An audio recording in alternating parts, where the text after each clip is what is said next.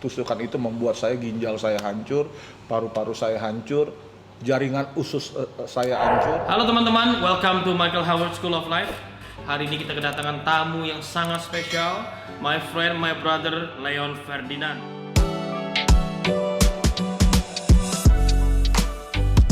Di atas langit masih ada langit. Kamu pikir kamu hebat, masih ada yang lebih hebat.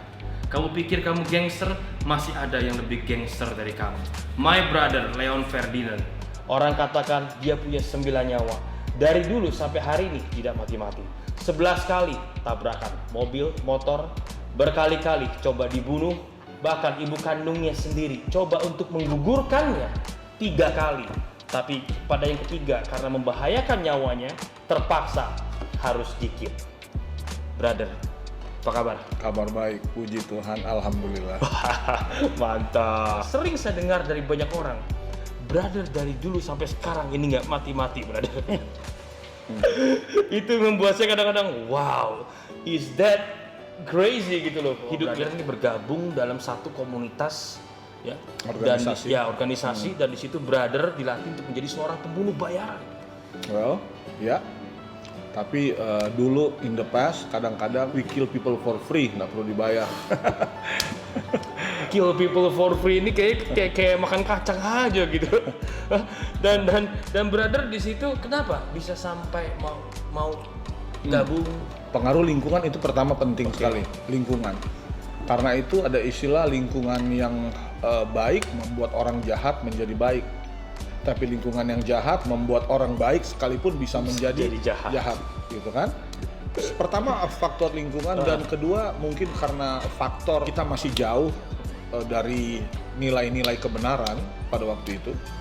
Dan saya percaya kalau kita dulu hidup masih jauh dari nilai-nilai kebenaran, selalu akan ada jalan ke sesuatu yang salah dan sesuatu yang jahat, kebuka gampang gitu.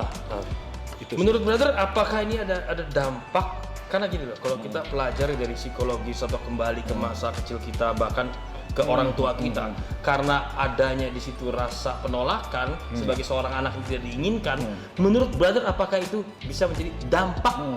Ya, mungkin brother kenapa bisa lari di luar seperti seorang yang mencari? Ya, sebenarnya saya rasa itu memang sangat-sangat krusial dan penting tentang faktor keluarga. Karena memang saya juga dari keluarga yang kurang baik harmonis. Ya. Dan akhirnya saya nyemplung ke sebuah komunitas, di mana di komunitas itu saya merasa diterima family, dan akhirnya ya saya benar-benar total dan larut di, menurut saya, secondary keluarga. Kalau boleh tahu dari umur berapa coy? Dari umur berapa gimana? Gabung. Belasan tahun, puluhan tahun. Sekarang saya 40 tahun, 41 sekarang ya. Dari umur sekitar remaja lah. Apakah brother di situ banyak terlibat dalam aktivitas-aktivitas ya, contohnya narkoba, mungkin kriminal? Narkoba ya, jujur saya dulu pakai narkoba, khususnya sabu dan ekstasi, dan minum juga. Tapi gimana caranya brother bisa keluar? Oke, ketika saya keluar, saya bertobat, atau istilah gaulnya anak-anak sekarang, hijrah. Pada waktu itu saya memalsukan kematian saya sendiri. Jadi untuk sekian tahun biar saya palsukan kematian saya, biar musuh-musuh reda, dan biar saya tenang dulu untuk sekian. Kartu handphone itu saya buang. Dan saya tinggal di satu tempat di sebuah kampung selama berapa tahun, mengisolasi diri sih di situ. Sampai sebegitu. Sebegitu. Kalau saya bertanya sama orang, kenal Leon Ferdinand ya? Satu yang mereka selalu katakan, yang ini selalu mereka ucapkan, itu anak hidup atau mati? Udah masih ada, gak mati-mati ternyata sampai sekarang ya. Hebat sekali, punya 9 nyawa. Jadi mereka tuh sudah mengenal diri brother sebagai seorang yang wow. Ya itu mungkin gangster abis lah. Insiden terakhir itu 2012. Bukan dicoba untuk dibunuh, memang sudah dibunuh sebenarnya. Saya dikepung oleh beberapa orang, saya dicolong dari belakang. Karena pada waktu itu juga kebetulan entah kenapa pada hari itu saya nggak bawa alat, biasanya saya selalu bawa pisau atau pistol untuk perlindungan. Itu malam itu saya nggak bawa. tusukan itu membuat ginjal saya hancur, paru-paru saya hancur, jaringan usus saya hancur. Berlobang tuh ya. Yang masuk kan panjang segini, bro. Wah. Pisau. Kalau di saya mungkin udah keluar, masuk keluar Ya, nih. untung saya tebal. Cuma saya bersyukur pada waktu itu dengan pendarahan hebat, itu saya nggak jatuh, saya nggak tumbang. Karena mereka ngelihat saya udah lobang-lobang, dan mereka bilang, udah lepasin dia, bentar lagi dia mati. Waktu itu saya jalan itu sekitar 1-2 km jam 2 subuh untuk mencegat taksi. Saya juga heran kok pas saya berhentiin taksi itu berhenti. Padahal saya udah berlumuran darah. Saya masuk ke taksi dan di dalam taksi saya bilang ke sopir taksi, tolong bawa saya ke tempat ini. Karena pada waktu itu handphone saya udah dihancurin. Memang pinter sih, jadi handphone dihancurin saya nggak bisa hubungin kawan-kawan saya. Saya bilang, tolong bawa saya ke sini, saya udah pendarahan hebat. Maksud saya dibawa ke sana, saya untuk panggil kawan saya mau ngambil barang lagi, untuk balik lagi, ngebales. Oh, wah, tapi kan kondisi masih Betul. Cuma masih mau ngebales. ego kita lebih tinggi daripada rasa sakit kita. Benar. Dalam perjalanan itu, saya dengar itu suara kecil bilang, jangan balik, kalau lu balik lu mati. Saya percaya itu Tuhan bicara ya, Tuhan bicara. Dan karena pada waktu gue udah nggak bisa bernapas karena udah susah napas karena ternyata paru-paru gue jebol dan paru-paru ini udah kerendam darah. Gue bilang ke sopir taksi, Pak, tolong bawa saya ke rumah sakit terdekat. Sopir taksinya nanya ke saya, kenapa emang bang? Pas dia nengok ke belakang, dia teriak, astagfirullah. Jadi saya percaya sopir taksi itu dibutakan matanya oleh Tuhan ya. Karena secara logika kalau dia lihat orang berlumuran darah, bro mau berhenti nggak? Nggak akan. Jadi, takut juga. Takut. Jadi oleh sopir taksi ini Tuhan pakai ngebawa saya ke rumah sakit Cipto Mangunkusumo. Cipto ya. Dan saya ngelewatin masa kritis di sana. Dokter bilang kalau saya bisa ngelewatin 3 hari masa kritis saya akan survive. Jadi separah itu ya. Parah. Dan di hari kedua itu saya putus nafas. Maksudnya putus nafas gimana nih? Kan jantung tuh ada mesinnya begini. Naik turun itu artinya masih hidup. Nah ini mesinnya ini sudah flat. Flat dan dokter menyatakan bahwa jantung sudah berhenti ya sudah meninggal dan tinggal dibantu sama alat, dikejut lagi dokter fight bangun lagi, naik lagi kurang lebih 3 kali lah. Wow. Ya, itu sudah sampai langit yang keberapa kok? Ada lagu kan? Langit ke-7. Memang sudah sampai ke sana, sudah ke alam lain saya. Ya, kan survive nih. Katanya orang bilang selamat lah. Apa yang brother lakukan dari situ? Apakah brother tetap kembali ke organisasi itu atau memutuskan untuk ya itu seperti yang saya katakan? Oke. Jadi sesudah itu saya ngebohongin Tuhan, Jadi sebelum gue putus nafas, gue bilang Tuhan, kalau Tuhan kasih gue kesempatan sekali lagi, gue kasih hidup gue buat Tuhan. Dan ternyata Tuhan kasih kan kesempatan kedua. Tapi sesudah gue sembuh, kurang lebih 8 bulan itu proses penyembuh, 6 bulan, 8 bulan. Sudah gue sembuh, Tuhan kasih gue ginjal baru, paru-paru baru, jaringan usus baru. Dokter yang periksa sendiri juga bingung, kok ini nggak pernah kejadian seperti ini. Gue malah ke Perancis waktu itu 2012, gue gabung sama Legion Asing Perancis, tentara bayaran di sana, mau coba gabung di sana. Tujuannya apa? Niatnya balas dendam atau training? Bukan, niat pertama bayarannya bagus. Kedua, gue bisa dapat warga negara. Oh, oke. Saya personally nggak pernah sampai mengalami tusukannya. Di Amerika ini sedikit berbeda, lebih ke pistol. Betul. Itu pas tembak-tembakan aja juga saya kalau bisa nunduk ya. Wah, anak-anak muda zaman now ini di Indonesia lebih udah nggak mikir lagi berarti. Ya, gue lihat nih tawuran orang yang nggak ada tanpa alasan lewat, tiba-tiba disabat pakai parang, pakai pedang itu. Berkali-kali kadang-kadang gue nggak mengerti loh. Apakah mungkin dari mereka itu stres, ataukah mungkin juga bermasalah dengan keluarga, ya ataukah mungkin lingkungan? Pendidikan yang paling penting itu ada di keluarga.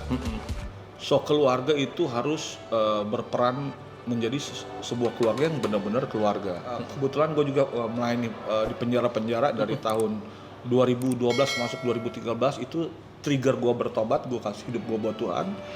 Dan Tuhan memang bawa gue di pelayanan penjara-penjara dan kebanyakan itu narapidana yang kasus-kasus kriminal, pembunuhan, perampokan, pemerkosaan itu hubungan keluarganya bermasalah walaupun memang ada beberapa yang dari keluarga baik-baik aja. Dan pernah diadakan riset study di penjara-penjara itu ketemu angka 85% sampai 90% semua killer, psikopat, rapist, pemerkosa itu bermasalah di dalam hubungan dengan keluarga dan pernah di-abuse di kecil. Pas Iya. mereka kecil. Sekarang kegiatan apa aja nih? Oke, kegiatan gue udah 4 tahun ini gue merintis sebuah jemaat gereja sebenarnya coba menjadi gereja di Depok. Kan gue ngajak lu waktu itu untuk sama-sama di Adula pernah ya? Ministry. Iya, 4 tahun yang lalu kan? 4 tahun yang lalu dan ya gue lagi fokus di situ. Pelayanan di penjara-penjara cuma udah 8 bulan ini kan udah nggak bisa pelayanan ke penjara ya. Ya awalnya kenapa bro bisa mau pelayanan ke penjara? Apakah karena Brander pernah merasakan apa? Ya. Di masa lalu ya memang ada berapa kali kasus penembakan di diskotik stadium. Cuma pada waktu itu belasan tahun yang lalu kan semua bisa di 86 kan. Jadi gua bersyukur gua nggak sempat masuk penjara. Passion gua memang untuk narapidana memang. Emang begitu ya? Emang hati gua buat di penjara-penjara itu kuat sekali. Ya kan sebenarnya kalau Karena- dipikir-pikir gak ada untung-untungnya brother. Yang nggak ada untungnya kan kolektor nggak dapet. Nggak ada duitnya, yang ada kita keluar duit kan. Jadi goes back to the heart gitu. Lu kan harus bawa sembako ke sana. Dan gua mau orang-orang seperti gua juga ketika gua dipulihkan, maka gua dipulihkan untuk memulihkan kan. Maka gua ingin apa yang gua alami kebaikan Tuhan, gua mau juga spread bagi dengan kawan-kawan di penjara. Apa rencana bro untuk ke depan? Ke depan nggak muluk-muluk sih ke depan ini. Kalau Tuhan buka jalan, gua pengen move ke Amerika. Amerika udah ada tawaran sih dan gua ingin coba mau tembus ke penjara-penjara di sana. Wah itu susah itu. Di penjara yang mungkin lu dulu pernah Gue pernah 3 tahun pernah kan? susah itu. San Quentin mungkin Tapi bisa bukan bisa. enggak, Dan ya. gue juga kalau Tuhan izinkan mau di New York tuh kan di daerah Brooklyn tuh itu kan banyak anak-anak muda yang rusak sama geng ya. Nah, Amerika emang geng loh bro. Iya geng semua. Nah hati gua tuh kalau Tuhan izinkan gua mau melayani mereka. Wow. Ya dan gua tahu memang nyawa taruhannya. Nah, jadi bisnisnya gimana? Sekarang kan gue denger punya kafe. Gua ada usaha penginapan di Bandung, di Pondok Adulam. Pondok Adulam di Lembang. Cuma kan 8 bulan ini memang udah semua close, nggak ada kegiatan. Ini lagi mau coba bikin kafe, Kafe ya. coffee shop sih sebenarnya. Di daerah mana tuh? Kemang, Ampera.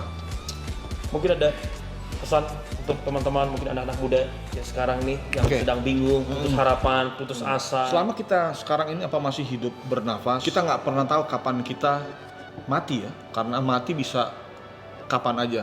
Teman-teman saya yang mati itu, gue hitung itu kemarin udah gue sempat catat di angka 40, gue udah malas ngitung.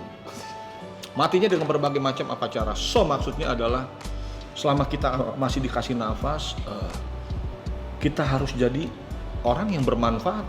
Minimal buat keluarga. Ya. Don't do drugs, jangan lakukan narkoba, berkarya dengan prestasi-prestasi dan just be yourself dan tetap jadi berkat. Pendeta banget yang ngomong gue. Makanya nih susah, tapi gak apa-apa. Lebih baik Anda sekarang menjadi pendeta daripada Anda kembali menjadi penjahat. Mending mantan penjahat daripada mantan Benar, pendeta maksud lo. itu benar sekali. Time is very precious. Ya, selagi kita masih ada, pergunakanlah sebaik-baiknya. Ya, kita tidak tahu seperti yang brother tadi katakan kapan kita akan dipanggil, tapi selagi kita ada, man, make it count.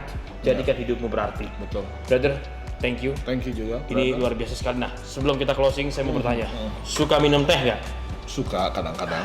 Ini ada teh yang bagus banget. Oke. Karena memang teh ini manfaatnya luar biasa. Gue sendiri juga minum untuk antioksidan, apalagi kita bekas mantan narkoba ya. Kita bekas ya banyak racun lah intinya deh dari masa muda kita. Nah, gue ingin kasih buat bro, cobain. Ya, semoga brother suka ya. Oke. Bagus juga untuk kencing manis. Oke. Bagus juga untuk mencegah. Pokoknya banyak deh. Oke. Thank you bro ya. Ya. Blessed tea loh. Teh Ya, berkat blessed tea. namanya. Ini perlu sekali nih, penting. Karena dalam tubuh kita nih banyak racun yang dulu nih, mungkin ada yang masih nyumpet dikit nih. Oke, brother. Oke, thank you for your time. Thank you juga. Gua doakan ya sukses untuk ya. semua itu segala apapun yang lu rencanain nih, bro. Amin. Sukses Oke? juga buat lu, brother. Ya, thank you. Cukup sudah, hari ini kita berbincang dengan my brother Leon Ferdinand. Semoga pembicaraan kami dapat bermanfaat dan teman-teman, ikan video berikutnya di Michael Howard School of Life.